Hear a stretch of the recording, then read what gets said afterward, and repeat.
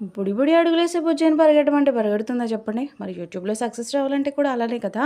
ఏ ఫీల్డ్‌లో అయినా సరే కష్టం లేనిదే సక్సెస్ రాదు. ఆమె వీడియో చూడు ఎన్ని వ్యూస్ వచ్చాయో, ఆమె ఛానల్ చూడు ఎన్ని సబ్స్క్రైబ్స్ వచ్చారో. అంటే అలాగే చెప్పండి. కష్టంతో పాటు రెస్పాన్సిబిలిటీ ఉంటేనే మనకి ఎందులో అయినా సక్సెస్ వస్తుంది. అన్ని మాటలు పట్టించుకుంటూ పోతే సక్సెస్ రాదు. వాళ్ళు అలా అంటున్నారంటే మనం సక్సెస్‌కి దగ్గరలో ఉన్నట్టు లెక్క. అవునా కదా? మీరేమంటారు చెప్పండి? వీడియోలోకి వచ్చేద్దాం. మా అత్తయ్య అయితే ఇన్స్టెంట్ గోంగూర పచ్చడి చేస్తుంది. రోట్లో రుబ్బితేనే మా మామయ్య గారు తింటారు. మిక్సీలో చేస్తే ఎట్టి పరిస్థితుల్లో తినరనమాట. ఇది మధ్యాహ్నం తీసిన వీడియో. మధ్యాహ్నం ఎండ మీకు కనిపిస్తూ ఉంటుంది. ఆల్రెడీ గోంగూర నిల్వ పచ్చడి ఎలా చేయాలో మనం యూట్యూబ్లో పెట్టేశాము. కాబట్టి లింక్ ఇస్తాను చూసండి.